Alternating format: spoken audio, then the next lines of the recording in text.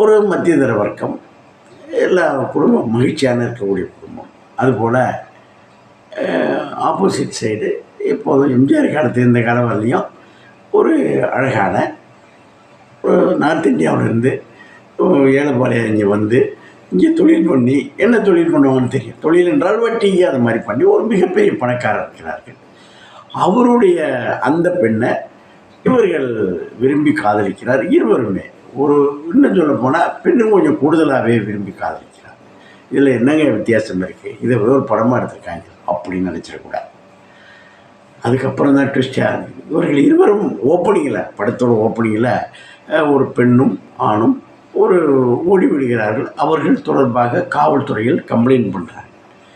என்னங்க அது யாரை பிடிச்சி கேட்குறாங்கன்னா, ஜாவா சுந்தரேசன் இருக்கிறார்ல, அவர் 2 வீலரில் அழைச்சிட்டு வர்றாரு.